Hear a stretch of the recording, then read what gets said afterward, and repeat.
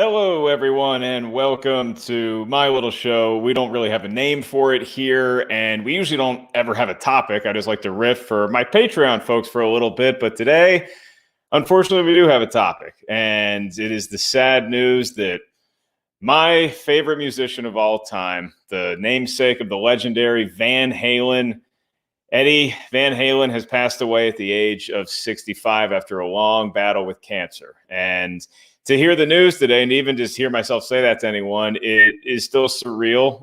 We're about an hour into the grieving process as a world of music lovers. And I got the news from a tweet from his son, Wolfgang Van Halen, as soon as I had gotten done filming something. I was working earlier today, and I just laid down on the couch right there, and I was just going to watch some NBA pre-finals talk for a little bit, pulled up my phone, and there it was. And I wasn't shocked, to be honest with you. I'd heard rumblings for a while from people that I know that may have a connection to the band or to Eddie, that he maybe wasn't doing well, but you're never really sure. You never really know. And thus, you never really know how to process news like this once it hits, because this is different than even a friend or a family member passing, somebody you had a personal connection with. This feels so huge. Van Halen, Eddie Van Halen. It's a name that's it's in the pop culture lexicon. It's in our cultural zeitgeist. It's just, what do you think of when you think of a kick-ass rock and roll guitar player? And that's the guy. And so to hear that he's no longer with us, needless to say, it hits like a cannonball right to your gut. And the texts and the tweets that I've got, the comments that I've received, the phone calls, people, an outpouring of love for me. Like, I lost a member of my family, because I'm sure a lot of people know how much of a fan I was of Eddie and of his music. And I appreciate everybody, first of all, for thinking of me. I've gotten a lot of that today. I've gotten a lot of, you're the first person I thought of when I saw the news. And, I want to aim those sentiments where they belong, which is with his family and friends. But for all of us music lovers, the grieving process is infinitely more complicated and simpler in a way than when we hear about anybody else passing, because we still have them with us. It feels like they're still here, and in a beautiful way they are, because the music hasn't gone anywhere, and the music is going to be with us forever. And I always said that you can have all the Van Halen drama, you can have the infighting, the lead singer switches, all that stuff, but when you break it down at the end of the day, and all that stuff does disappear, and that stuff does fade away, 50, 100 years from now, 1,000 years, I don't know how much longer we're going to be a planet, but I know that until the day that this thing isn't a functioning Earth anymore, we're going to be celebrating the music of Van Halen, because it was singular, one of a kind, unique brilliance. And a lot of it came from that man's mind, from his fingers, and from his heart. So I wanted to do a video today just to talk about my remembrances of Van Halen and my continued celebration of the band and of the members that make it up, of the music, and let y'all know where I started with Van Halen. But before I get into where I started with Van Halen, just think about how unique of a situation it is for that band to even exist, for the fact that Eddie and Alex came to this country, having been born in the Netherlands. Their family moved from Amsterdam when they were little kids. Alex might have been 10 years old, and he's a couple years older than Eddie. And they were on a ship, and the way that they were able to get the fare to afford the tickets to move the family, Jan Van Halen, Eugenia, and then the two boys, to the States, was Jan was a very gifted instrumentalist. He played clarinet primarily, and he played on the band that was on the ship that moved them to this country. And there's a picture. There actually is it might be the earliest photograph of them on stage, of Eddie and Alex hopping on stage, because they were classically trained musicians from wee little kids to playing with the band on the ship that took them to the States. And it's an incredible pic if you can find it. And there's going to be a lot of recommendations like that I don't have the technical know-how or the emotional bandwidth at this time to show y'all, but you're going to have a lot of homework tonight. And there's so many just weird stories like that. And then they got here, and they eventually settled in Southern California in the Pasadena area. And who else was running around Pasadena at that time but David Lee Roth and Michael Anthony, the original bass player, Mike Stone. And they, from early on just had these legendary backyard parties that you would hear about once they became a band, once they settled on the name Van Halen, as opposed to previous names that they had, either Mammoth or Broken Combs, Trojan Rubber Company, you name it, they had it. And then they started playing shows as Van Halen around the Sunset Strip, around famous rock halls like Gazzari's and the Whiskey A Go-Go and all these different spots where you would go to get discovered, the Starwood. And they were discovered by a bunch of record companies who didn't really have a lot of care about what the band was doing until Gene Simmons. Yes, that Gene Simmons from Kiss took an interest, and he signed the band to their first record deal. They recorded a demo that has been unearthed. It's not a lot of the stuff that you hear on the final Van Halen 1 album, but a lot of it is the same. You hear a version of Running with the Devil on there, stuff like that. And they couldn't sell the demo. Even with Gene Simmons from Kiss, who was epically huge at that time, they could not sell the demo to anyone. And so they just kind of figured it was a lost cause. And then Ted Templeman saw them and decided to sign them to a deal. And the rest is history. But to hear anybody talk about what it was like to be around Sunset, around the rock scene in the late 70s, there was this band with this guitar player who was just out of his mind doing stuff that nobody could even fathom was coming out of six strings. And to the point where Dave had the suggestion to Eddie, hey, you should probably turn around. It might have been Alex. Turn around when you're doing your solos. Turn your back to the audience, because there's a bunch of wannabe hotshot guitar players out there that are starting bands, and don't show them what you're doing on that guitar, because it was a lot of tapping, it was a lot of hammer-ons, and it was just such an epic, different kind of feel than you ever got with electric guitar playing before. If you look at the history of electric guitar, it's going to start with names like Robert Johnson, and then you move into Les Paul, who really electrified it, Chuck Berry, who gave it pizzazz, Jimi Hendrix, the legend of legends, and on down the line from people who inspired Eddie, like Eric Clapton, Alan Holdsworth. There's so many names when you think of who is the greatest guitar player of all time. And I've always said Eddie Van Halen, not just because he's my favorite, but because I think that he combined everything that came before him. He had influence in the blues, in rock music, in Spanish music, in so many different forms. Classically trained musician, now picks up guitar and does things that nobody's ever been able to replicate before or since. And when you say since, and you talk about all of the guitar players that came in his wake, there were a lot of great ones. There's a lot of one. You had Randy Rhoads, Joe Satriani, Steve Vai, to name a few, that all learned at the knee of listening to it on. And how in the hell is he getting those sounds out of his guitar? How is he getting that tone? What the hell is this eruption thing? Is that even music?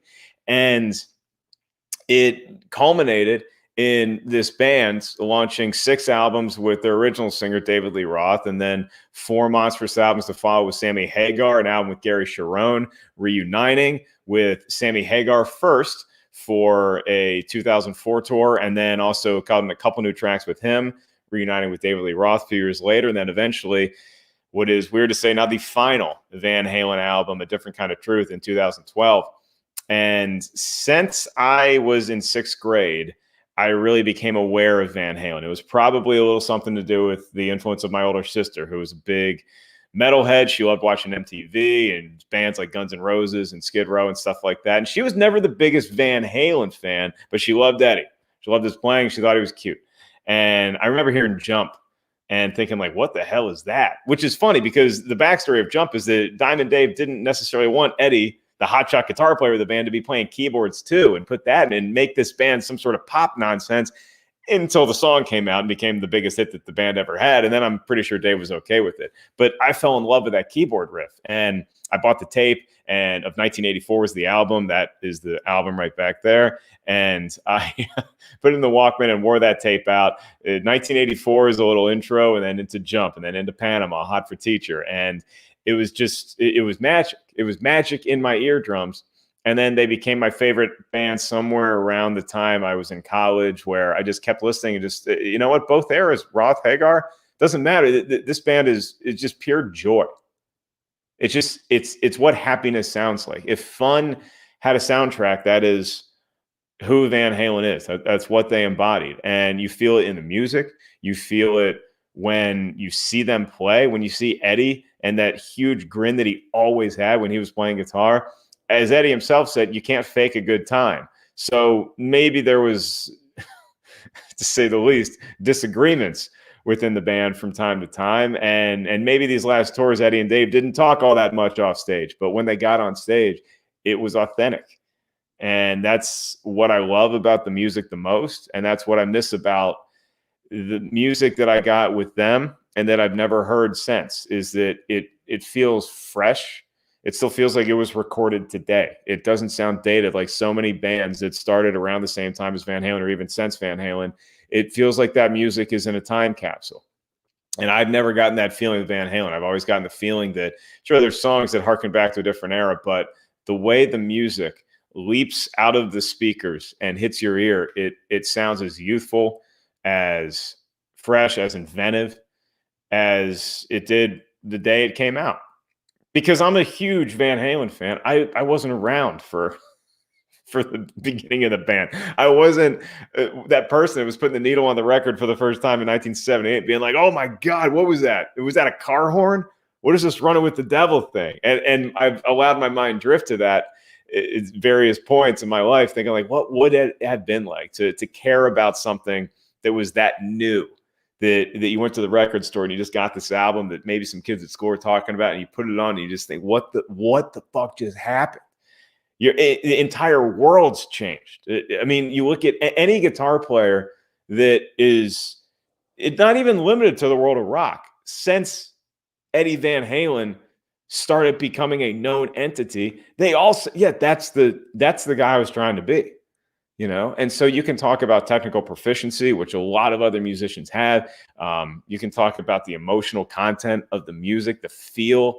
Nobody in the history of time, and nobody will ever be able to replicate the way that Eddie Van Halen took all of those ingredients and churned them into the Vitamix that was his guitar. And out came some of the greatest rock music that my ears have ever heard. And if you just know a little bit about Van Halen, probably because you've heard me gush about them over the years so much, I highly suggest that you check them out, because, man, do they kick ass. And at the end of this, I'll get into some deeper cuts that I can recommend to y'all, some starters for people who are neophytes out there to the world of Van Halen. But I know we're all kind of grieving in here today. And I did want to highlight some of the comments that I see a lot of people coming. That's why I wanted to go live to the world. And just, we all deserve to have some sort of safe place where we can just let this stuff, out, where we can vent, where we can talk about how we're processing it, because that's exactly what this is. This is not a polished eulogy by any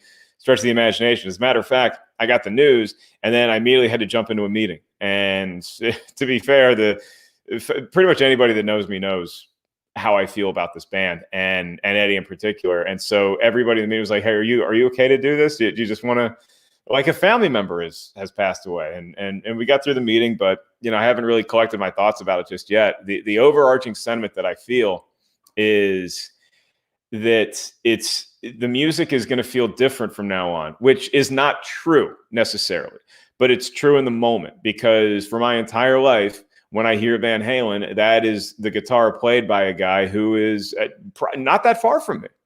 Who I'm in the Valley, folks. I'm in the 818, and Eddie, one of his places was right up in Coldwater. Did I drive past it a few dozen times and know that was yeah.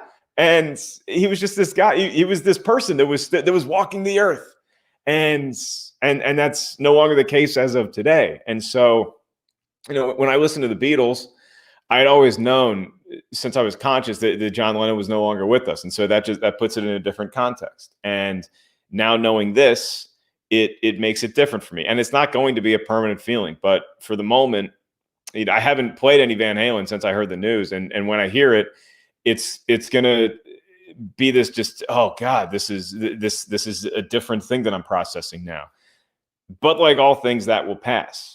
And I imagine, given the power of the music, it'll pass pretty quickly into what I've come to know and love Van Halen for, is the happiness that music provides me with. Because it's not something as simple as, oh, I like this music because it's hard rock, it kicks ass, because I'm tough. That's what tough people listen to. It's what people bang their heads to. It's cool to have that. I liked some of those qualities, but what has always separated the music of Van Halen from anything else that you would hear in that realm or any other music period is the fact that it just puts such a big smile on my face. It just makes me so happy when I'm out at a bar and it comes on, when I'm driving, when I'm at home. It doesn't matter what's going on in my world. That music has always been, it has never once failed. It has never once failed, and it never will fail. And that's the enduring brilliance of Eddie Van Halen, is that he does not have to be with us anymore in order for us to still be touched by his music.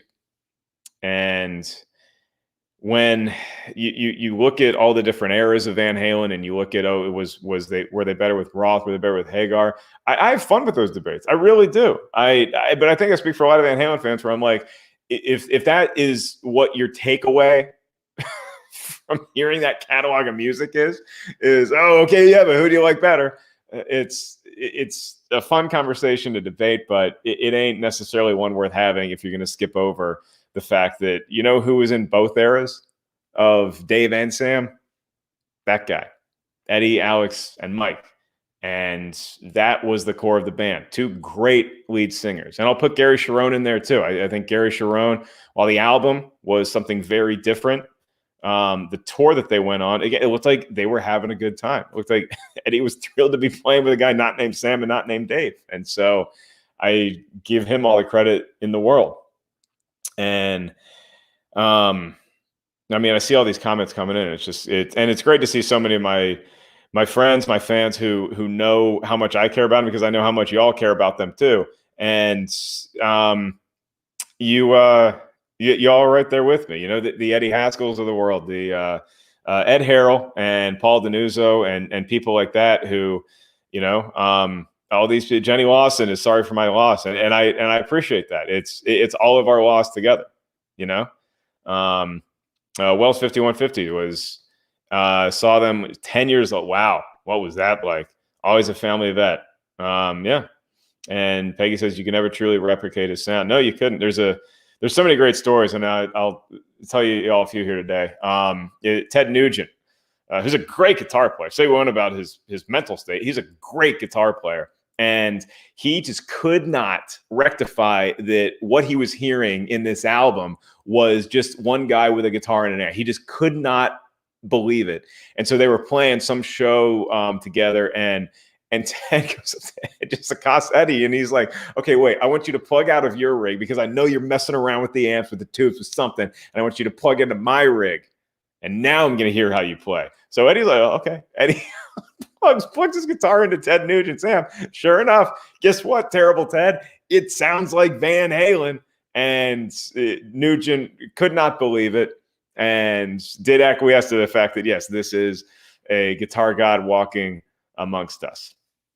I've had the pleasure of seeing them live, and I'd never seen them live in my youth. The first time I saw them, I was 26, and it was out here in California when they got back together with Dave. I saw that reunion tour and with a bunch of my friends from Stand Up and Steve Simone, Steve Renazizi. It was a gaggle of us, and we all got together and got tickets and went to Staples Center early. Like, we were the first ones there. We were tailgating at like 3 p.m.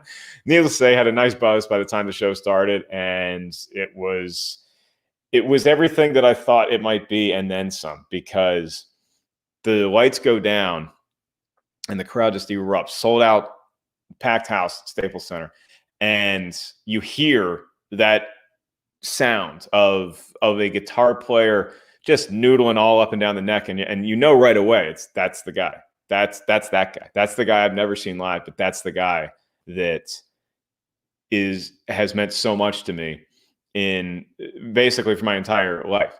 And then the spotlight hit him, and it was Ed, and he looked good. He was in shape. He was shredded. He was just all up and down the neck. And then just him warming up, then you hear Al's drums, and then right on cue, he launches into "You Really Got Me." their cover of the Kinks song, just that, which I've always said, if aliens came down, they wanted to know how humans have sex. Like, what does that sound like? I'm like, just play that song. Just play those chords. Just that, and you hear, you're like, oh yeah, something dirty's going on.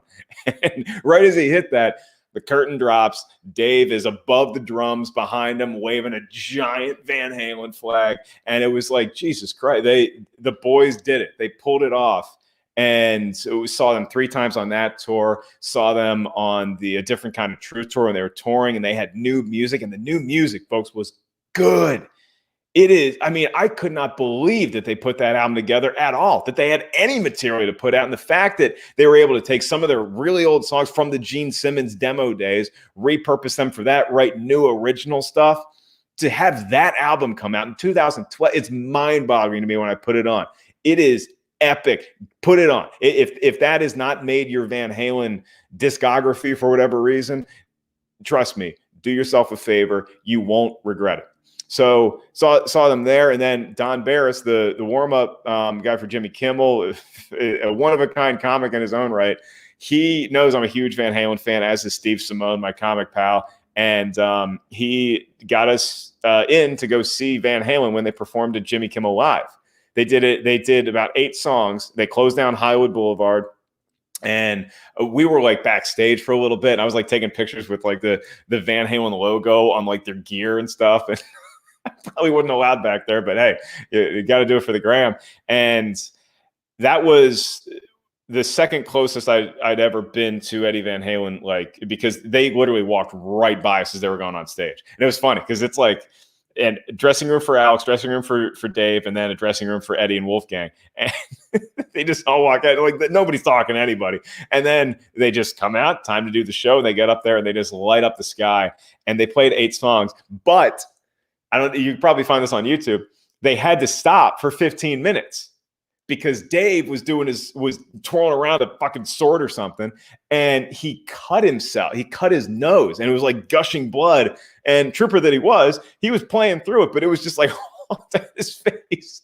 And so they were like, okay, you know what, we're gonna stop, cut. And so they bandaged Dave up like he's a boxer. They put this huge thing on his nose, and that's what you saw in the final product of the Jimmy Kimmel show. But that night, we had 15 minutes to just kill while Dave was being attended to. And so it was the coolest thing I've ever seen, because it was the Van Halens together on stage with people as far as the eye could see down Hollywood Boulevard. And what are the Van Halens going to do? They're not just going to sit there with their thumb up their ass. They're going to jam. And they just played. They got jazzy. They were rocking. Each one was taking different solos. And it was like, what a treat to be able to see something like that. And you talk about when something goes wrong during a live performance, who's going to step up and who's going to carry the day and say, everybody get on my back, and I'm going to take you until all of this other stuff returns to normal and we can do the show that we set out to do. And to have Eddie and Alex and Wolf be those people, it was something that I will never, ever forget. So, Dave, in a weird way, I am thrilled that you injured yourself that night, because I just got to see pure musical genius on stage with a bunch of fellow Van Halen fans on Hollywood Boulevard. The last time I saw them was at the Hollywood Bowl. It was their first time doing the Hollywood Bowl. And it was the culmination of that tour. They were touring for a live album that they did in Japan, which is great, by the way. If it's coming from me, you know, I think it's great. And that was tickets that we had gotten from 95.5 KLOS and our good friends. And Christian and I went to the show. Christian Harloff and I went to the show, and he had never seen Van Halen before, and I had. And he's a Van Halen fan, but you know, there's Van Halen fans and there's this idiot. And he was excited to see the show. And Kenny Wayne Shepherd opened, who's a hell of a guitar player. And you know, you watch him, and Kenny was solo, and Kenny's like, I'm going to show you all what I got too, and he was great. And the crowd showed up early so they could see Kenny Wayne Shepherd. And Kenny Wayne Shepherd gets off stage, and a little bit of you was like, "Whoa, he was really good. Can the boys were okay to follow that, right?" And I remember the same feeling in 2012, where I'm at Staples Center, sold out, and I got fifth row tickets. It was pretty great. Kool and the Gang opened. Kool and the Gang was the opening band, and they were awesome. Because Kool and the Gang, the gang is like 30 people. and they're all fucking awesome. And they're playing all the hits, and everybody's having a great time. People are dancing, and it's like, what an opening act. And then they get a couple songs deeper, and you're like, this is the show. This is the show worth paying for right here. They close with Celebrate Good Times, come on. And we're all singing along, and it's like, okay, wait, but Van Halen has to follow this. How do you follow Kool and the Gang live? They say thank you, good night. And I did notice Kool and the Gang's guitar player was playing an Eddie Van Halen model guitar. So they get off stage, and we're all, the whole crowd, sold out Staples Center, just buzzing about, man, Kool and the Gang still kicks some ass. And then the lights go down, and you see Al behind the kit messing around.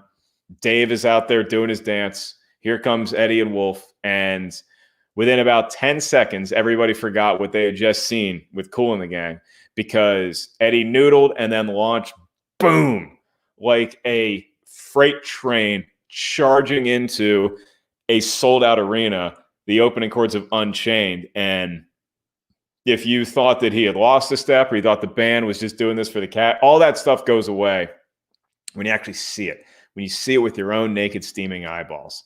And it's one of those experiences that every time that I saw Van Halen live, I knew in the back of my mind, this could be the last time. Not even because of health reasons, just because they may just say, F it, we're too old, or we don't like each other. So let's not do this. And I the one thing I will say, as sad as of a day as it is that I at least took the time to appreciate that this may be the last time.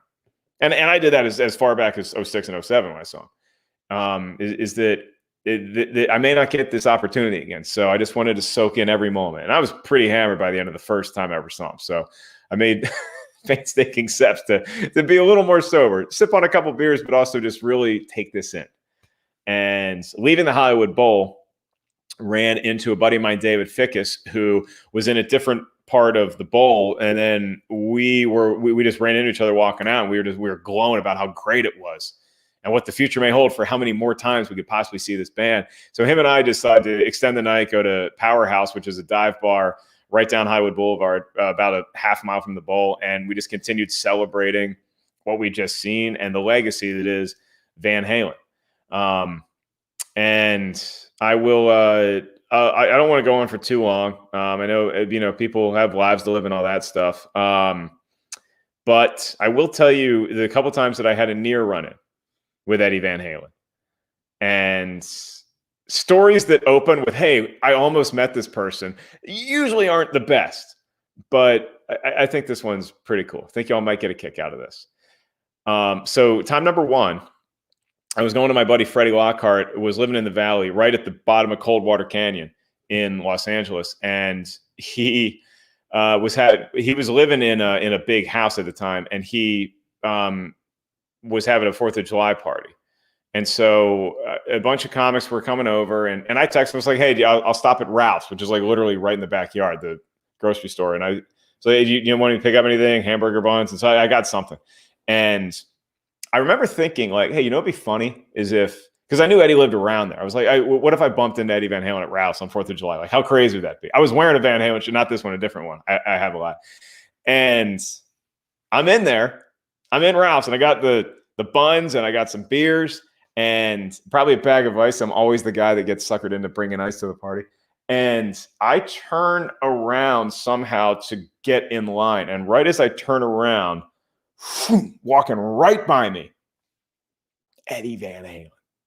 And it was like I was looking for the line, and then as soon as I saw him, I was like, no, something else has my attention now. And I don't like bothering people. I didn't want to bother him at Ralph's on 4th of July with my Van Halen shirt, with my sweaty, by this point, hair, just so excited. I didn't want to bother him. But I did blast in the parking lot as I was driving out, Feel Your Love Tonight. And that was pretty cool. And I was pretty high for the rest of that night. But my favorite near run-in with King Edward Van Halen was at the world famous Comedy Store. And this would probably be around 2008, 9. And I was with a couple of my friends. Because usually when you perform at the Comedy Store, afterwards, the night's not over. You have friends that either came to the show or hanging out at the front bar. the patio area, and we all just hang out there, have a couple beers, shoot the shit. It's a great time. It's the time I miss the most right now, to be honest with you. And I knew that Eddie Van Halen was in the main room watching the show. And I was not on the main room lineup. I was in the original room. When I was on stage the whole time, I was kind of hoping maybe he'll walk by and pop in. He didn't. But he was in the main room watching the show because every person that worked there had texted me, hey, you should really get down here early before your set because Eddie Van Halen's in the main room. So everybody knows how much I love this band.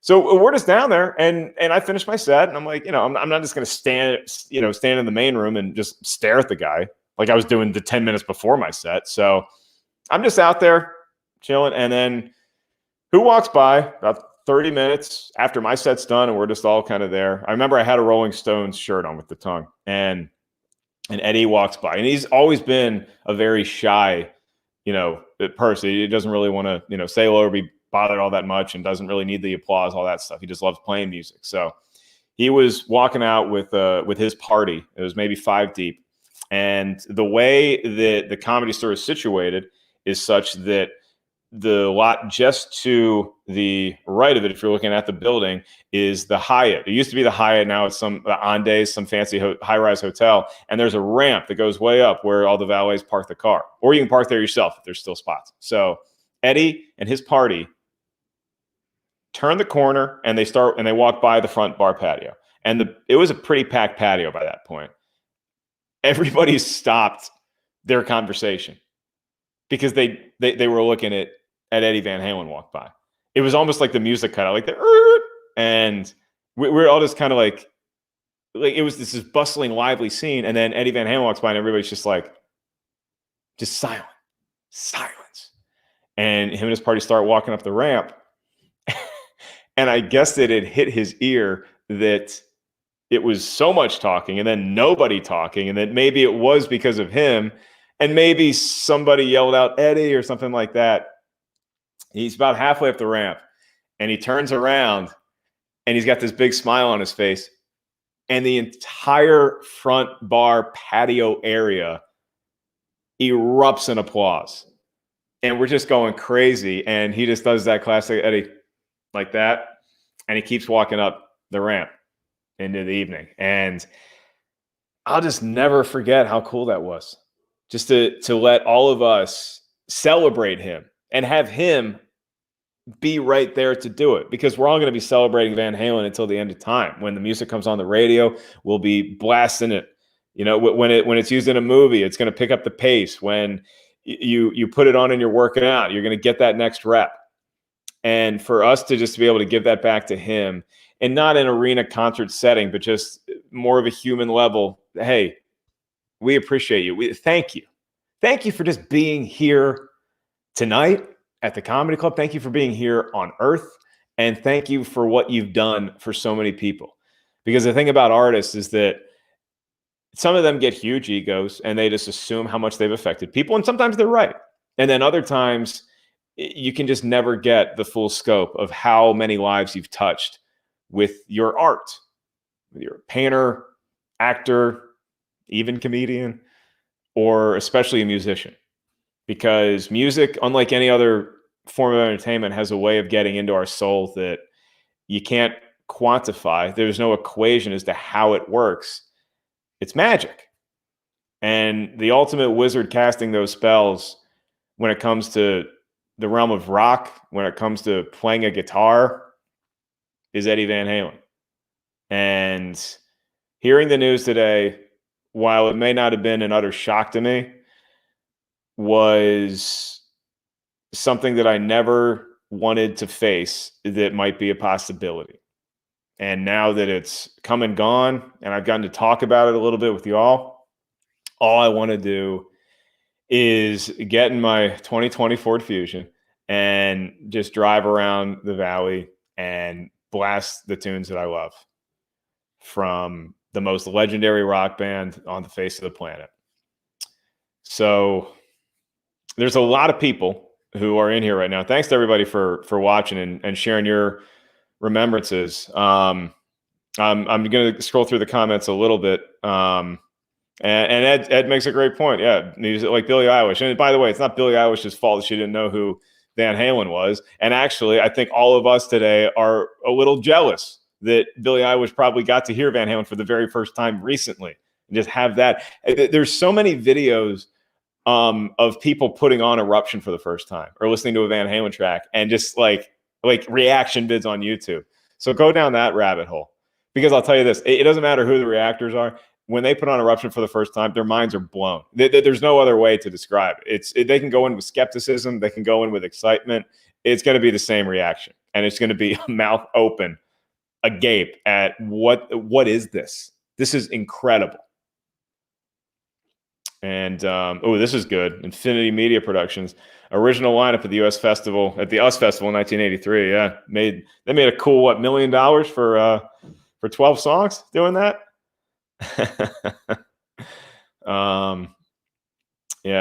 Kristen Smith, our good friend, is going to introduce her little one to some Van Halen at dinner tonight.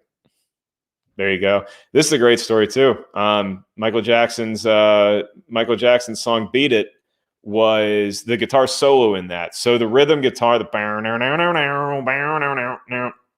I believe that's Steve Lukather from Toto, who's a monster guitar player in his own right. And then the solo, Quincy Jones called Eddie Van Halen, and Eddie thought it was one of his buddies messing with him. So he heard his Quincy Jones, immediately hung up the phone.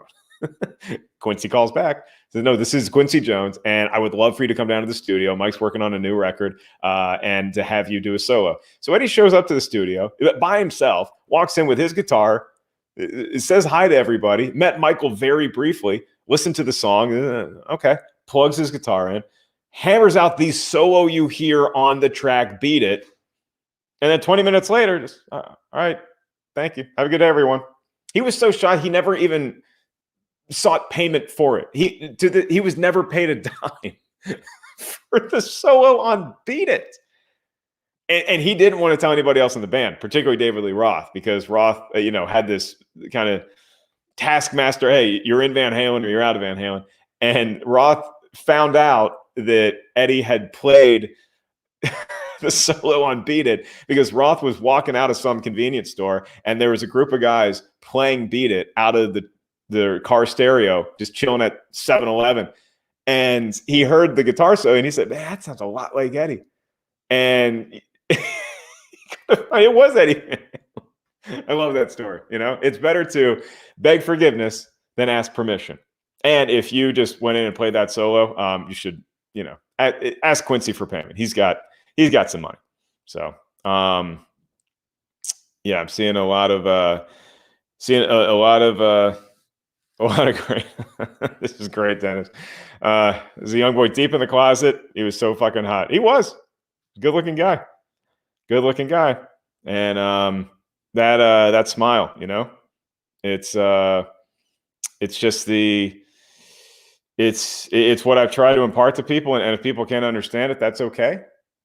It's just when I hear legendary bands like Guns N' Roses and Led Zeppelin's, The Who, Stones, Beatles, all of them. There's greatness in those bands, but there's an extra special ingredient that you hear that's like that addictive quality. You can't get enough when you put on Van Halen. So what I'd love for everybody as we close up shop today is everybody in the comments, put your comment with your favorite all-time Van Halen song, and then what's your favorite kind of hidden treasure track? What's the one that not a lot of people celebrate? It's not necessarily singly here on the radio all the time, but whoo, oh man, is that hot. So I'll give you all one from each era. So my favorite all-time Van Halen song is "Dance the Night Away." It's just perfect, and it's exactly what happiness sounds like. If I'm going a hidden track or a deep cut from Van Halen from the David Lee Roth years, they used to play it in concert a lot. Sometimes to open their concerts is a tune you won't hear on the radio a lot, but it's called "Romeo Delight," and it's just it's everything that Van Halen is about. The lyrics, the solo, the power. It's everything you want to hear about rock and roll in that song. That's what the life is all about. When it comes to the Sammy Hagar era of Van Halen, I would probably, my favorite song, that's a tougher one. Jesus, I didn't even think. See, I didn't have time to prepare. Oh man, I don't know. I probably have to say, yeah, that's tough. Top of the world's way up there. Pound cake's way up there. But for the hidden or the less notable one, I'd probably say listen to Amsterdam because that's where the Van Halens are from, and it's just a great pile driving tune off of Balance. But I'd also say 5150, the album. That's their first album with Hagar, and to hear the lead singer transition and know what a big deal it was that this new guy was coming into Van Halen, to hear the record that they put out right off the bat, out of the gate, is unreal. But the song 5150, you don't hear it on the radio a lot. I'd encourage you to check out the live version of 5150 on the cut Live Without a Net. Just go to YouTube, search Live Without a Net 5150. 9 minutes of just it's perfect. And the song is great, but you don't hear it a lot. So there you go. So Haskell has a couple of mine. Yep, there you go. Amsterdam, the 316 solo. Yeah, Drop Dead Legs is great. Yeah, so 10-year-old me brought home a record with a baby smoking a cigarette on it. That's the 1984. That's right. Shout at the Devil, too. Oh, yeah. Light Up the Sky from Johnny Depp. That's a good one. Yeah, When It's Love. Don't Tell Me What Love Can Do. Yeah, this is really good stuff we got going here, you know? Anything off balance? There you go. I don't want to hear about it later. Great one off of Fair Warning. And, what always chaps my ass is when people say, oh yeah, they were one of my favorite things in the 80s. It's like, okay, well, that's nice that you like their music in the 80s, but they started in 78. And if you were around in 78 or 79, you know that band did not start in the 80s. Well into the 90s, and they were able to coast above bands who were falling by the wayside, like your Poisons, your Warrants, your hair metal, pop, rock, whatever, and just continue to be great until internal forces. There was no fans didn't get tired of Van Halen. Van Halen got tired of their lead singers, and that's the only reason why we don't have more music to celebrate. But what we got is, in my opinion, the best rock and roll music of all time. I think Eddie's the greatest guitar player that ever lived. And what I'll leave y'all with today is, after having lived on this earth for 40 years, maybe I got a couple more in me, I've seen a lot of great shows, seen a lot of great rock and roll shows. When I was a little kid, my sister would take me along to tag along with her friends to go see the popular bands at the time, which were grunge bands. So I got to see Nirvana 3 months before Kurt died. Got to see Screaming Trees, Soul Asylum, Spin Doctors, Smashing Pumpkins, Stone Temple Pilots, to name a few. And they were great shows. But I'm going to highlight the Nirvana one for this reason, is that what you're expressing is your individualistic take on the world, on yourself, on whatever you're feeling at the time. So Nirvana has every right to be up there and do their thing. But just as a member of the audience watching that, it was pretty clear Kurt might have been going through some stuff, and the band just wasn't, they were playing their songs, they were playing them well, but there wasn't the vibe there. There wasn't electricity. It felt like we were watching a band do a thing, and it was a neat night, But when you juxtapose that against the Van Halen show, what you got with Van Halen was just pure, unfiltered, uncut, raw passion, energy, craft, musicianship, fun, and it all added up to just pure joy. That's what I feel every time I hear the music, every time I went to one of their concerts, every time I talk about the band with one of my many fans and friends that are probably in this stream right now. So when you think about Van Halen, and this is me talking to myself as much as anybody else, try not to be sad about the fact that we lost Eddie Van Halen today, but rather try to celebrate the fact that we got Eddie Van Halen in the first place. Because as the history of time has written, unique talents like that don't come along that often. And you're never guaranteed to see one again. There's been comedians, performers, writers, poets, artists that leave their mark on the world. And when they're gone, you say, oh, we didn't appreciate that in the moment. Well, I can at least say this for myself, and I think probably for a lot of you. I did appreciate Eddie Van Halen in the moment when he was with us. And now that he's gone, I'll appreciate him even more. And the band that bears him and Alex's name will always be my favorite band. And they're always going to have a special place in my heart because of the music, because of their love for music, and also because it's bonded me with a community of folks like this. I don't have this many people watching my vids that often, but we all needed to come together in this moment, and for Eddie and his music being able to do that for us so many times, to give us all something to bond over. I think the silver lining in this very gray sky of a day is that we came together to celebrate the one, the only Edward Ludwig Van Halen, gone too soon at the age of 65, never forgotten, always celebrated. And everyone out there, I encourage you to do what I'm going to do later on today. Let it out, however that works for you. If you need to have a good cry, I'll probably be there with you. I do prefer the driving cry, and I like turning up sad music, but it's not going to be sad music today. It's going to be the happiest music that Earth has ever seen. And although I'm bawling my eyes out listening to it, it doesn't mean I'm not enjoying it. Thanks for the memories, Eddie. Thanks, everyone, for being in the stream today. I love you all. Long live the king, the mighty Van Halen. Edward, at peace.